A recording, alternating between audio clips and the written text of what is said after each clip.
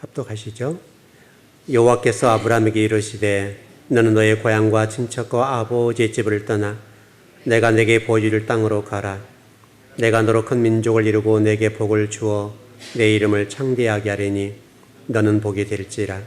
너를 축복하는 자에게 내가 복을 내리고 너를 저주하는 자에게 내가 저주하리니 땅의 모든 족속에 너로 말미암아 복을 얻을 것이라 하신지라. 이에 아브라함이 여호와의 말씀을 따라갔고 롯도 그와 함께 갔으며 아브라함이 하나를 떠날 때 75세였더라.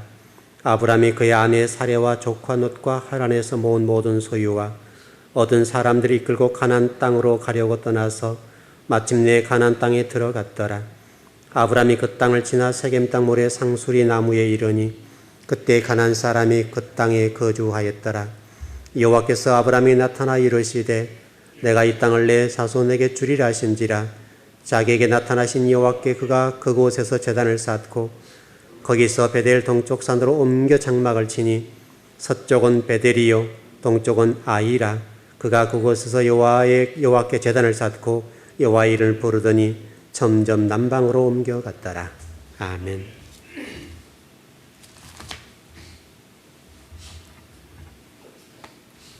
하나님은요 지금도요 수많은 사람들을 준비하고 계신다. 제가 이제 오늘 제가 새벽 예배 때 좀 말씀을 드렸는데 오늘 장로님을 좀 만나 뵀죠. 데리고 왔는데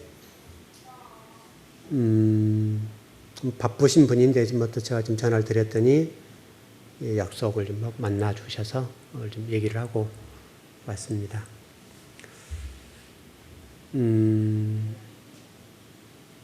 그분이 어떤 분이냐 이 문제는 좀 다른 문제겠습니다만은 그분을 만나 뵈면서 하는 생각이 뭐였는가 하면 하나님 지금도 일꾼들을 세우고 계신다.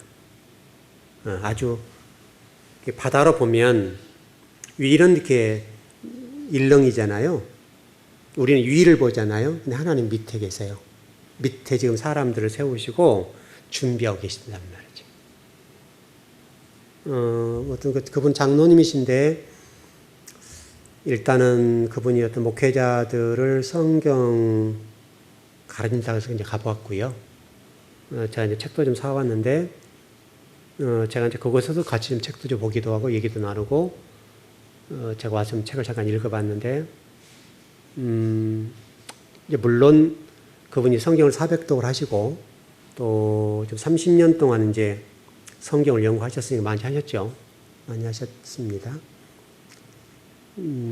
조금 이제 좀 아쉬움이 있긴 있어요. 제가 책을 볼 때 아쉬움이 있긴 있는데 어쨌든 그래도 그 정도면 대단하시다. 일단 장로님으로서 교사를 30년 하셨더라고요. 30년 하시고 성경을 30년 연구하고 400독을 하셨으니까 그러면 괜찮죠. 그 정도면 존경하죠. 존경을 많이 하죠. 당연히 존경해야죠. 그것 때문에 제가 개업장 되고 간 거잖아요. 제가 목사인데 또 장로님하고 만나기 쉽지는 않습니다. 잘 그런 게로 관심이 없으니까 만나 뵈러 가서 저분이 어떻게 성경을 공부한가 이렇게 봤더니 이렇게 하셨구나. 제가 이제 감이 잡혔습니다. 그분 성경 수준하고 어떻게 대단하신 거예요. 대단하신 거고 성경을 깊이 많이 보셨더라고요. 물론 제가 가지고 온 책을 제가 좀 오후에 좀 읽어봤는데 읽어볼 때 그 기존적으로 우리 전통적으로 해석했던 성경 해석 방법 이것도 많이 좀 가미가 됐고 하여튼 그래도 대단하신 거죠. 그대로 대단하시고 그래도 상당히 깊이 보셨더라고요. 그래서 제가 어떻든 이제 그분은 이제 작업을 하는 게 뭐냐면 책을 쓰신 분이고 이렇게 정리를 좀 하셨더라고요. 정리를 하셔서 물론 여러 자료를 참고하신 거죠. 참고하셨던 걸로 보여지고 그래도 어쨌든 지금 매일 2시까지 공부를 하신대요. 2시까지. 일단 그러면 여러분 존경해야 할 만하죠. 연세가 65세 정도 되셨을까요? 그 정도 되셨으니까 참 존경스러운 분입니다.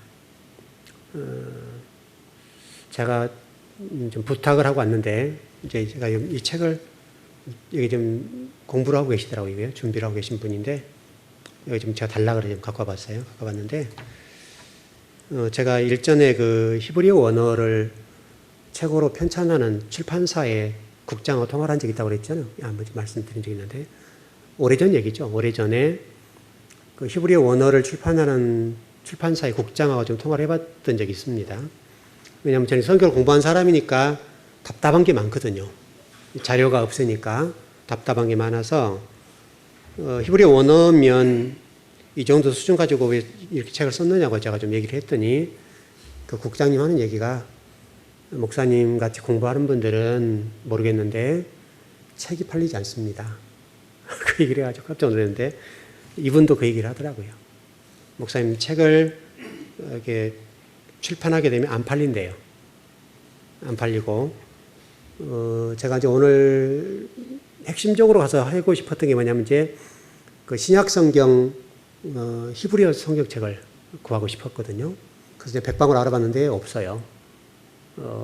그래서 결국 그때 연결이 되어서 딱 한 권 남은 것 제가 갖고 왔습니다. 오늘 나머지 갖고 왔는데 그분이 500개를 찍었대요.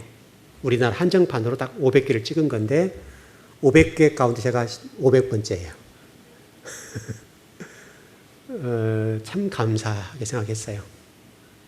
마지막 500번째를 제가 샀으니까 영광스러운 거죠. 영광스러운 부분이고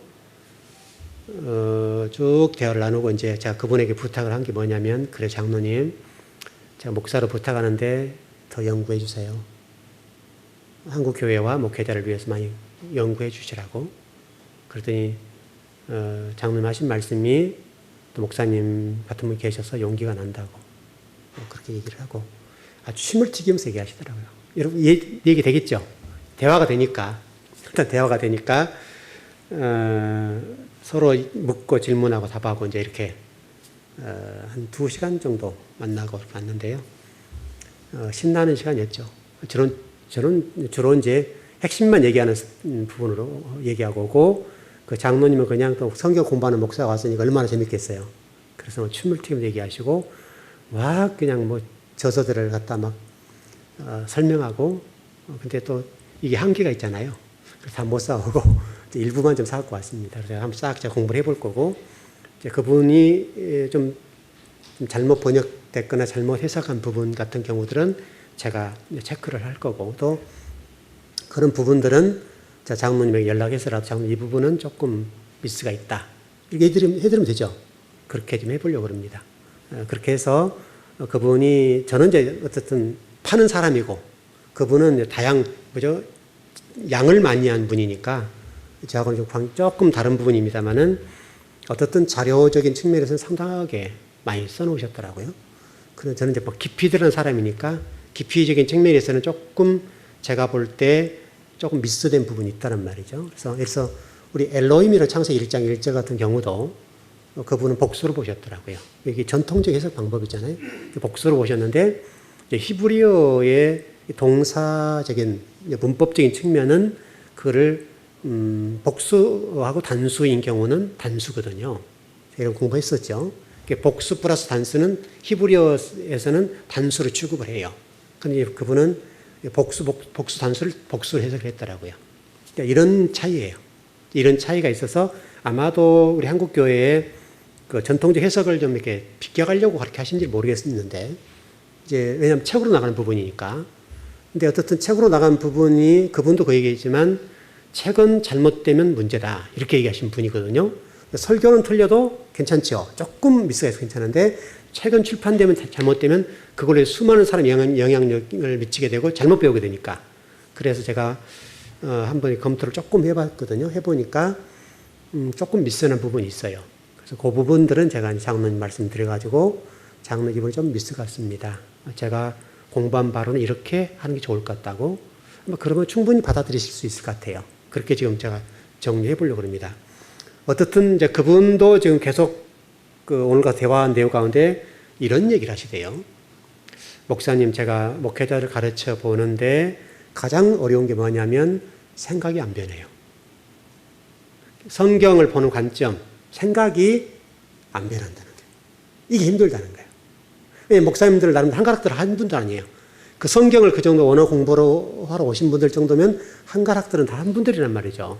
한가락들 한 분들이니까 가르쳐 보면 안 변한다는 거예요. 그래서 성경 가르치기가 너무 힘들대요. 그분이 굉장히 한 20년 동안 목회자 세미나를 하셨더라고요. 굉장히 많이 하신 거죠. 많이 하셨는데 어쨌든 저하고 대화하면서 그 얘기를 하셔서 제가 공감을 한 부분이죠. 왜냐하면 저도 성경을 가르쳐보는 입장이니까 이제 제가 한 10년 동안 다양한 목사님들을 공부를 했다 하니까 이제 생각이 바뀌어야 공부를 할 수 있잖아요, 여러분. 그래서 왜냐하면 저분이 나를 선생이라 생각해야 제가 공부가 되는 거지 그러면 안 되거든요. 그런 부분에서 쭉 얘기를 하면서 그랬습니다. 하여튼 여러분도 똑같습니다. 여러분도 성경을 공부하고 하나님의 말씀을 배울 때 가장 어려운 게 뭐냐면 우리 생각이 안 바뀌는 거. 생각이 고정화되어 버리면 고착화되면 안 변하는 거예요. 이제 그분 같은 경우도 지금 그 창세기 1장을 풀어갈 때 첫째 날, 둘째 날, 셋째 날, 넷째 날, 다섯, 여섯째 날 이쪽으로 이렇게 풀었더라고요. 그걸 계시가 쭉쭉 풀어서 제가 아무 얘기 안 하고 왔습니다. 그냥 그렇게 풀어놨어요. 그래서 첫째 날은 빛을 창조하고 둘째 날 뭘 창조하고 셋째 날 뭘 창조하고 그게 성경이 어떻게 연결되는가. 우리 그거는 제가 신학교 때 했던 공부거든요. 신학교 때 제가 신학생들 가르치면서 그 첫째 날 창조해서 이게 계시가 쭉 뚫어드렸던 그런 내용들이 있었거든요. 그렇게 정리를 하셨더라고요. 그러니까 이분이 400도를 하셨고 또 한 30년 성경을 공부하셨는데 이렇게 배우셨구나. 이렇게 이해가 되죠. 딱 정리가 돼버리더라고요. 그래서 그런 부분들은 제가 좀 한번 장로님에게 좀 대화를 나누고 이 부분은 제가 보기에는 이렇게 보는 게 더 합당하다. 근데 어느 부분은 또 그렇게 보면서도 또 어떤 부분은 제가 보고 있는 부분 보고 있는 거예요.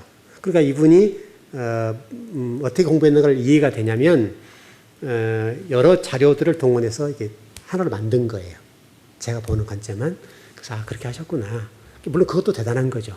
대단한 거에서 그거는 제가 인정을 하고 어떻든 조금 그렇게 좀 해석된 부분들은 좀 수정만 하면 참 좋겠어요. 왜냐하면 그분은 세미나를 하신 분이니까. 그래서 제가 나중에 얘기를 해볼 거예요. 여러분들 마찬가지인데 여러분 현재 지금 우리 아브라함 공부하면서 가장 어려운 게 뭐냐면 이 시대예요. 고대 근동지방의 시대에 가장 힘든 게 뭐냐면 이 창세기 12장에 나와 있는 본토 친척 아비를 떠난다는 거. 왜냐면 하나님이 그때 당시 그 말씀하셨다고 하는 것은 고대 근동지방의 문화가 그게 고쳐가 됐단 말이거든요. 다시 설명하면 아브라함이 살았던 그 시대의 문화나 정신세계가 고차가 되는 게 뭐냐면 본토 친척 아비집. 다시 설명하면 이때 당시에 어떤 지금 나라가 국민을 지켜주는 입장이 있죠. 근데 그때 당시로는 그렇게 나라가 군사력이나 이 측면이 어떤 국가의 국민들을 지켜줄 만큼 안 된단 말이죠. 안 되는 부분이니까 그때 당시에 나를 지켜주고 보호하는 유일한 수단이 뭐냐면 가족이에요. 본토 친척 아비. 친척 아비집. 여러분 어렸을 때 기억나시나요? 그 친척에서 성씨 다른 집이 싸웠으면 어떻게 돼요? 여러분 이해이 되셨죠? 친척 아닌 어떤 사람 공격하면요, 저희 동네가 시족사였어요. 저희 변시 시족사였는데요. 그 동네에 와서 다른 어떤 성씨를 가지고 사는 거 굉장히 어려워요. 문매 맞아요, 문매. 얼마나 이렇게 어렸을 때 자랄 때 보면요, 다른 성씨 아이가 저희 동네에 와서 살 때요, 얼마나 맞고 자랐는지 몰라요. 굉장히 같은 성씨끼리 이 아이를 공격해요. 저보다 나이가 한 3살, 4살 어린 애인데 얘가 똘똘해요. 똘똘하니까 야무지니까 위에 있는 형들이 안 놔두는 거예요. 그냥 짓밟아버려요. 밟고 또 또래끼리 싸우면 얘가 이기잖아요. 이기면 2명, 3명 붙여 얘를 때리는 거예요. 이렇게 싸움을 붙여요. 그게 시족사의 문제예요. 그런 상황이라면. 그러니까 고대 근동지방의 문제가 뭐냐? 바로 그런 문제예요. 그러니까 어떤 하나님께서 아브라함의 본토 친척 아비를 떠나라고 하는 말은 이게요, 보통 쉬운 게 아니에요. 왜냐하면 누구도 보호할 수 없는 거니까. 누구도 보호할 수 없는 건데 하나님 떠나라고 한 거니까 쉽지 않았단 말이죠. 자, 일전에 여러분 좀 공부했던 것처럼 갈대아 우르라고 하는 장소라고 하는 것이 우상이 숭배된 장소, 또 그리고 그때 완전히 세속적이고 하나님과 반대된 종교와 문화가 지배됐던 장소다. 그래서 바벨론이다. 그런 설명을 드렸죠. 바벨론이라고 하는 이 공동체 안에서 아브라함이 그 문화와 종교와 사상에 지배를 받고 살았단 말이에요. 특별히 그 아버지가 우상장사할 정도가 됐으니까 얼마나 많은 바벨론의 지배를 받고 살았겠어요. 하나님이 그걸 나오라고 해서 지금 가나안까지 인도하신 장면인데, 이 부분이 무슨 얘기냐면, 저와 여러분, 다시 말하면 아브라함, 이삭, 야곱은 우리 그리스도인들의 대표로서의 부분이에요. 그래서 제가 전번에 아브라함에서 야곱은 우리 신앙의 여정의 모든 것들을 설명하는 것이다, 이렇게 설명을 좀 드렸죠. 그러나 똑같이 아브라함 한 사람은, 아브라함, 이삭, 야곱이라고 하는 것은 하나님의 사람들의 대표라고 하는 관점으로 성경을 기록해 놓으시고, 그 여정을 통해서 우리 신앙생활을 어떻게 훈련하실 것인가를 설명한단 말이죠. 자, 제가 오늘 이분이 그 장로님께서 이 성경을 해석해 놓은 거 보니까 제가 여러분을 가르쳤던 이분도 그렇게 보셨어요. 대단한 거예요. 어떻게 보셨는가 하면 본토 친척 아비집이라는 부분을 마음 땅이라고 해석해 놨어요. 잘 보신 거죠? 마음 땅이라고 이분도 해석해 놨다니까요. 그래서 참 대단하셨다. 이분도 대단하신 분이에요. 성경 400독하고 30년 공부했으니까 나오지, 이게 나올 수밖에 없는 거죠. 그래서 이게 본토 친척 아비집이라고 하는 것을 제가 여러분 창세기 1장에서 1장 2절을 통해서 마음 땅이라고 얘기했었죠. 그 얘기를 하고 계시는 거예요. 그러니까 여러분이 지금 성경이, 하나님은 지금도 수많은 주의 종들과 하나님의 백성들을 통해서 하나님의 사람들을 지금 이렇게 밑바닥에서 키워 올라오고 계시는 거예요. 우리도 모든 어떤 장소에 이런 공부를 하고 있는 거예요. 목사님들을 깨우고 있고 또 많은 주의 종들이 공부를 하고 있단 말이죠. 여러분, 감사할 일이죠. 어떤 한 분이 성경에 매달리고 그분 얘기로 미쳤다고 하시더라고요. 저희가 나는 목사님 성경에 미쳤습니다.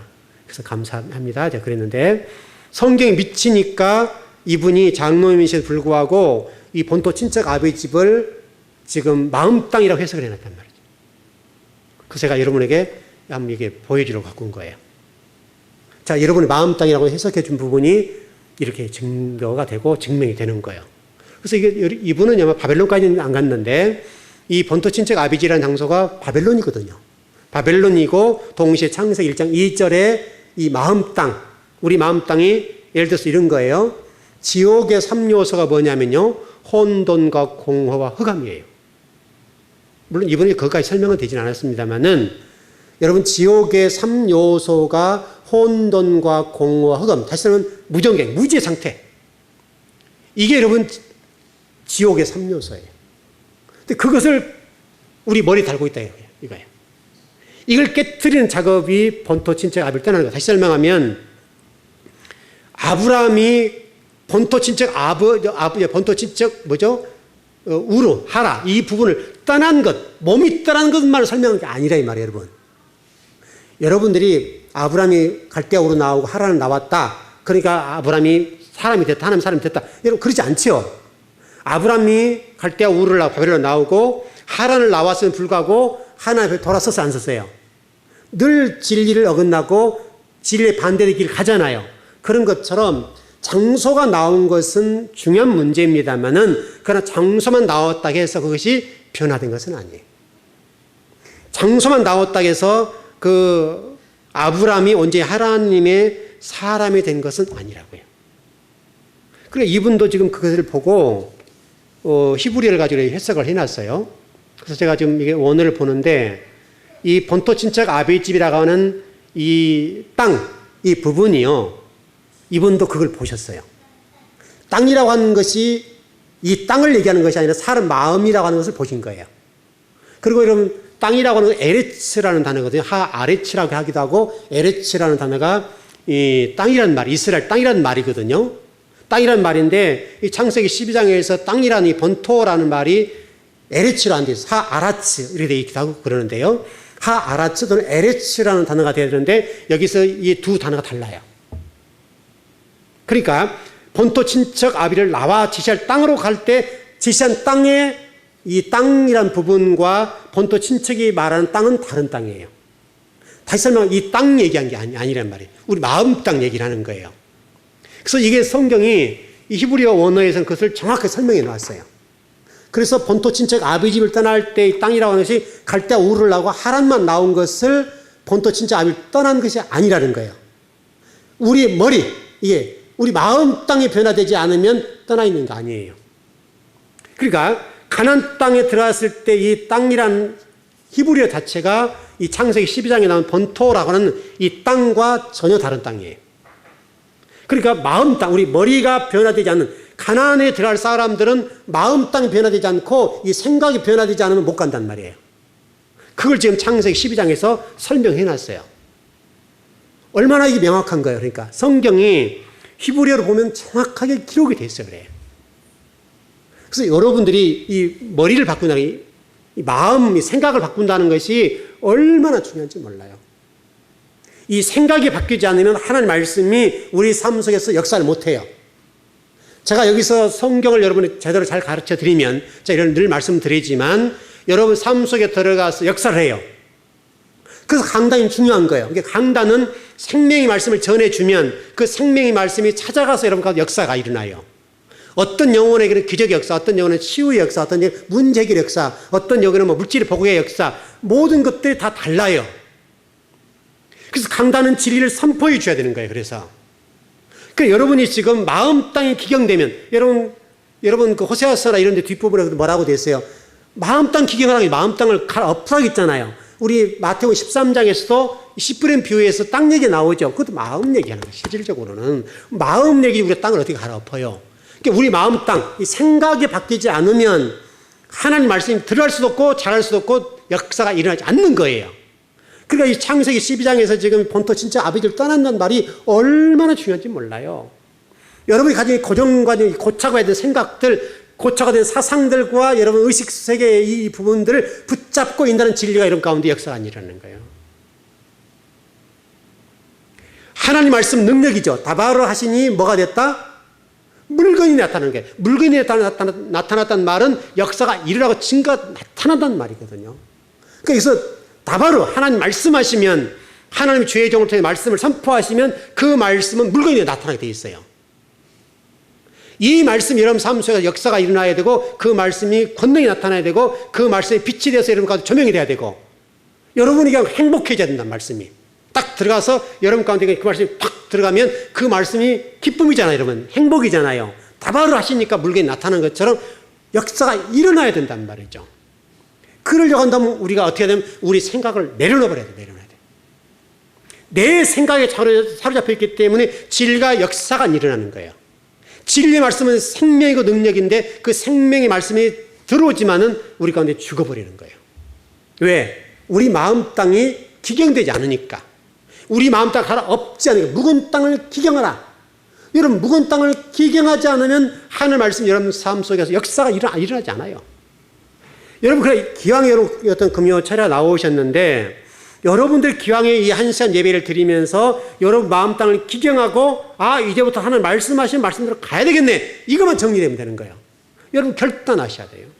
그러면 그 말씀이 여러분 삶 속에 역사가 일어나고 여러분 어려웠던 가정, 우리 교회 성도들, 어려웠던 성도들이 교회에 와가지고 말씀 먹고 예배 드리고 열심히 예배만 참석해라. 그럼 하나님 일하신다. 역사가 일어난다. 나도 모르는 사이 일들이 풀어져 나가잖아요. 왜요? 하나님 말씀은 살아있기 때문에 다바라 하신 물건이 나타나고 그 말씀이 여러분 삶 속에서 역사가 일어나도록 증거가 되게 되면 그것이 역사가 일어나게 되어 있어요. 왜? 하나님 말씀은 살아있으니까. 여러분 그 요한복음 말씀 보게 되면 뭐라고 됐냐면요. 이렇게 정리하면 돼요. 말씀 하나님 예수 그리스도. 이 세 분은 성경 말씀이신 하나님, 니꼬르 하나님 예수 그리스도 똑같은 하나님 말씀. 그래서 우리 요한복음 안에 보면 그런 말씀이 있어요. 하나님과 함께. 이 말이 번역이 좀 문제가 있는데 하나님과 함께이면 이 동행 개념이잖아요. 그런 게 아니에요. 하나님의 말씀이 곧 하나님이에요. 그러니까 말씀 속에 누가 계시는 거예요? 하나님이 계시는 거예요. 하나님과 함께라는 동행 개념. 하나님과 말씀이 동행한 개념이에요. 그런 말씀이 아니라 그것은 하나님 말씀이라고 하는 번역의 문제인데 하나님이 말씀과 함께 계셨다 이 말은 왠지 모르게 동행 개념이잖아요. 그렇게 되지 않아요. 말씀 자체가 하나님의 말씀 자체가. 그 말씀 자체가 하나님이기 때문에 이 강단에서 진리를 선포해 주는 타발을 하면 그 말씀이 하나님이니까 그 말씀이 여러분 삶 속에서 역사가 일어나겠어요, 안 일어나겠어요? 일어나고 말고요. 그래서 여러분들이 말씀을 통해서 은혜를 받고 말씀에서 문제를 해결받고 싶으시면 내 생각 버리라 그 말이죠. 말씀은 지금도 여러분 삶 속에서 일하세요. 말씀이 하나님이니까. 하나님이 말씀이고 말씀이 하나님이니까. 그래서 우리 신앙관이 그런 수준까지 올라오면요. 말씀이 여러분 삶 속에 가서 왠지 모르게 답답하고 불안했던 영혼들이 기뻐지고 말씀이 찾아와서 일을 해주시니까 평안이 있어요. 어떤 문제가 있지만 답답하잖아요. 평안해져요. 그럼 응답이죠. 그래서 여러분이 가지고 있는 고정관념, 그러니까 본토 친척 아비집이라고 하는 이 단어들을 정리해 보니까 이분도 그렇게 마음 땅이라는 부분을 설명해 놨어요. 마음 땅의 기계인데, 마음 땅. 이분이 정확히 본 거예요. 여러분이 마음 땅의 기계인데 여러분 생각이 변화되지 않으면 말씀이 와서 이게 탁탁 튕겨나가는 거예요. 이게요. 말씀이 꽂혀져 있잖아요, 여러분. 말씀이 들어와야 되잖아요.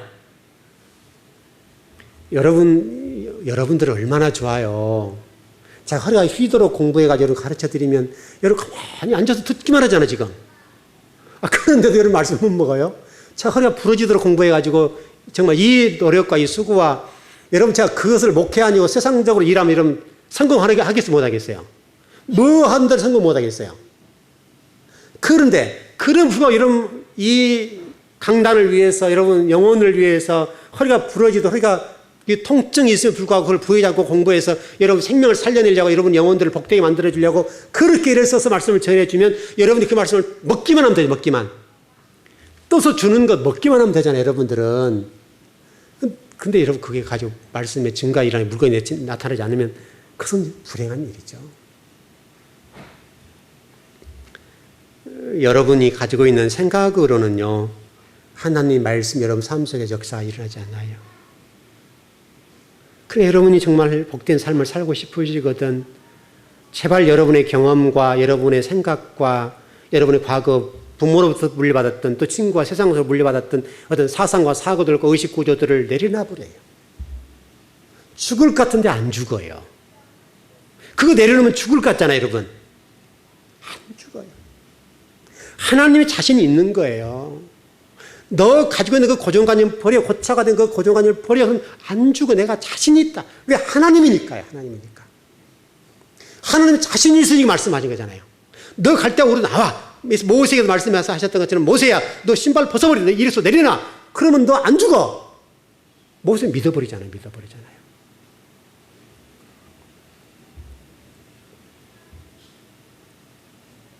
하나님이 가장 싫어하는 게 뭐냐면요. 우리가 어떤 어려움을 겪을 때나 또 힘든 일을 겪을 때 애굽을 의지하는 것, 세상을 의지하고 나보다 더 힘 있는 사람을 의지하는 것을 하나님 가장 싫어하세요. 여러분 이스라엘 백성들이 여러분 어려울 때 바벨론을 의지하고 아수르를 의지하고 애굽을 의지할 때 어떻게 했어요, 여러분? 하나님이 의지한 그 일로 인해서 그들을 먹혀버리게 만들잖아요. 물론 그 나중에 그들을 치시지만은 어느 순간까지는 의지했던 나라들을 동원해서 이스라엘을 쳐버려요. 인생 채찍으로 막대기로 쳐서 아주 막 박살을 내버려요, 박살을. 근데 얼마나 미련하냐고요. 한 번 당하면 여러분, 한 번 당한 것 때문에 돌이키고 다시 그러지 않으면 되는데 우리들과 똑같아요. 바벨론 의지했다가 당하고, 아수르 의지했다가 당하고, 또 애굽 의지했다가 당하고, 또 뭐죠? 모압, 암몬 의지했다가 당하고요. 아수르 의지했다가 당하고요. 수많은 그런 과정을 거치는데 당하면서 또 다른 나라 의지해요. 미련한 거죠, 여러분, 이거.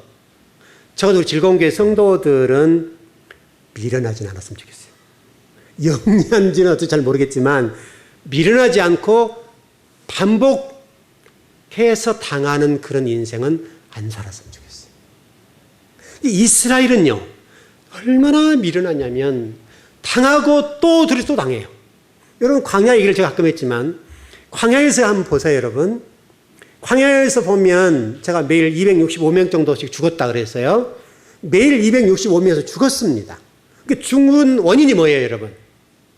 이스라엘 백성들이 265명 정도 평균 죽었는데 그 죽은 원인이 뭐예요? 불순종하고 원망 불평한 거죠, 여러분. 딱 그거밖에 없죠. 하나님 의지하지 않고 세속을 의지하면서 원망 불평하고 불순종하고 그거밖에 없잖아요. 근데 매일 265명에서 죽어나가요. 그럼 여러분 265명의 시체를 생각해 보세요. 그 뜨거운 햇빛 속에서 시체 부패 썩는 냄새가 얼마나 많을 것이며 또 여러분 그 까마귀들과 독수리들이 날아와서 시체를 쫓는 냄새. 그 많은 시체를 다 땅에 묻겠어 못 묻겠어요. 행진하기도 바쁜데 여러분 매일 죽어나가는 265명의 이 죽은 시체들을 어떻게 매장을 하냐고요. 매일 265명 땅에 매장하다가 아무 일도 못하는 거예요. 만약 매장한다면. 그런데 265명의 시체를 받고 넘어가는데 넘어가는 순간 불순종해요. 여러분 미련한 거죠. 적어도 265명이 이렇게 죽었다. 하나님과 불순종하고 하나님 원망하고 불평하다가 죽었다. 그러면 뜨거 그래야 되잖아요, 여러분. 우리가 세월호 사건 때문에 지금도 뭐 정부하고 여러 가지 문제가 있습니다만은 우리 교회에서 설교할 때 그 얘기했죠. 우리가 저것은 우리가 잘못했기 때문에 대표로 죽었다. 우리 잘못이다. 그러니 우리가 다시 저것을 보면서 저 사람들은 저렇게 하다 죽었네 이렇게 하지 말고 우리가 죽어야 되는 저 사람 죽었으니까 우리가 저 일들을 하면 안 된다. 다시 진리를 거스리거나 하나님과 불순종한 삶을 살면 안 된다라고 설교했던 기억이 나요. 여러분 그랬지 않았지? 그랬잖아요, 여러분. 그러니까 우리가 비록 그 현장이 없었지만은 세월호 사건을 통해서 죽었던 그 생명들을 보면서 우리 신앙생활 잘못하니까 저렇게 죽었네. 내가 신앙생활 잘해야 돼. 하나님이 우리에게 주신 메시지야. 왜냐 하나님은 지금도 성경 말씀을 통해서 자연의 모든 환경을 통해 말씀하시고 바람을 통해 말씀하시고 여러 가지 사건을 통해 말씀하시고 하나님 말씀하시잖아요, 여러분. 특별계시와 일반 계시를 통해 말씀하시잖아요, 하나님은. 꼭 성경 말씀만 말씀하신 것이 아니라 다양한 방법. 왜냐하면 하나님은 어느 곳에 계시잖아요. 어느 곳에 계시기 때문에 어느 곳에 계시기 하나님께서 우리에게 말씀하시고 깨닫게 하기 위해서 깨우쳐 주기 위해서 그 사건을 들어 쓰시는 거예요. 그리고 여러분 유병헌이 그 사람 죽었습니다만은 그렇게 가면 너희들 이단들 이렇게 돼 꼴 돼 이렇게 설명하는데 안 돌이키잖아요. 그러니까 우리가 들을 기가 있다는 것이 얼마나 복된 것이냐 이거예요. 제발 여러분 우리가 지금 창세기 12장을 공부하면서요. 여러분 생각을 좀 버리세요. 그거 버리셔야 돼요. 여러분 그거 버리기 위해서는 어떻게 해야 돼요? 기도하셔야 돼요. 기도하지 않고 내 생각 못 버려요. 여러분 오늘 말씀 배웠어요? 돌아서 가보세요. 기도가 동반되지 않는 동안에는 여러분 그 말씀 순종 못해요. 왜? 말씀 순종하는 길은 기도밖에 없어요. 기도를 한다는 말은 무슨 말이야? 하나님 내 소원 들어주고 여러분 이런 거 아니에요? 하나님 제 말씀 못 지켜요. 일단 말씀 순종 못해요. 그러니 하나님 이 말씀 순종할 수 있도록 힘주세요. 그게 말씀이에요. 기도예요, 여러분. 기도. 그래서 기도가 말씀과 동반으로 가는 거예요. 기도와 말씀은 같이 가는 거예요. 기도 없이 말씀만 들어가지고는 머리만 커져요. 여러분 아무 상관없어요. 그래서 여러분 기도하셔야 된다. 기도가 가야 그 말씀을 순종하죠.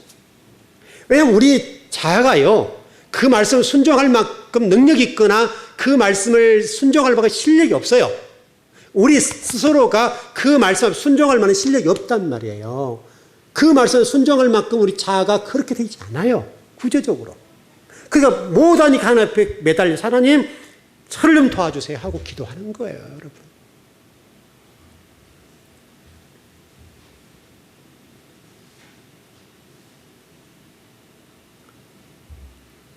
여러분 그런 얘기가요. 성경에 곳곳에 나와 있어요. 시간이 많이 가버렸는데 한글 조금 하다가 맞죠. 다음에 계속 이어서 하죠. 마태복음 4장을 한번 보시죠. 한번 보십시다.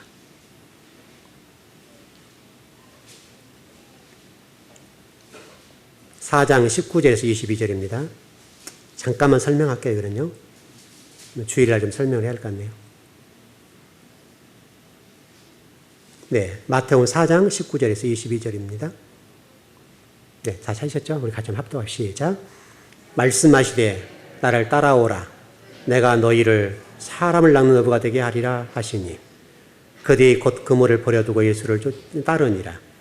거기서 더 가시다가 다른 두 형제 곧 세베대 아들 야고보와 그 형제 요한이 그의 아버지 세베대와 함께 배에서 그물 깁는 것을 보시고 부르시니 그들이 곧 배와 아버지를 버려두고 예수를 따르니라.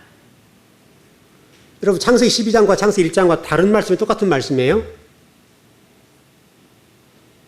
다 똑같죠? 여러분 여기서 그물을 버려두고 배와 아버지를 버려두고 예수를 따랐다. 다 똑같은 얘기 아니에요, 여러분? 자, 전번에 설명드릴 때 우리 계시록 공부할 때 그런 공부했잖아요.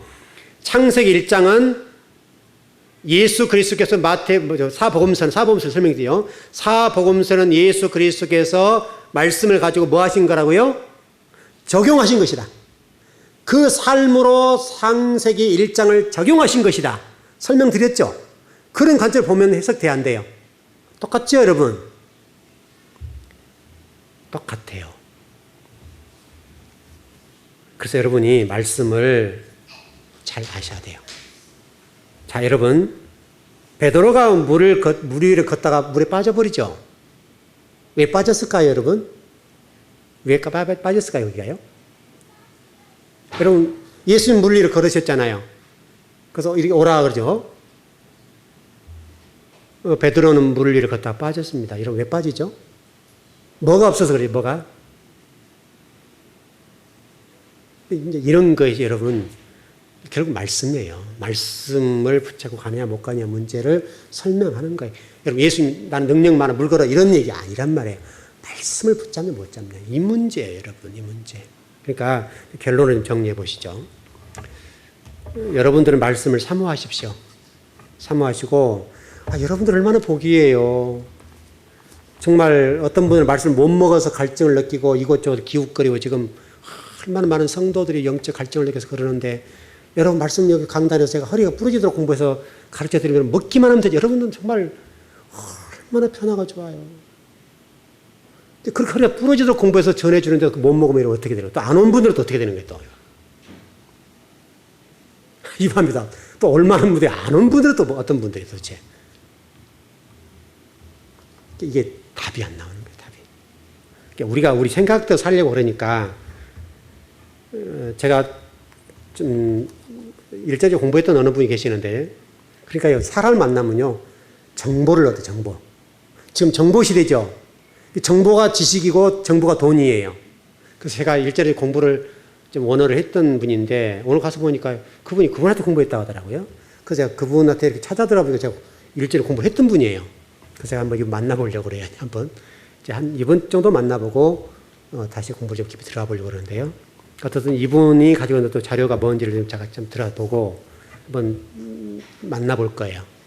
여러분들은 정말 주의 종이 열심히 공부하고 수고하고 땀을 흘려서 가르쳐 드리면 여러분들은 아멘, 감사해 하나님.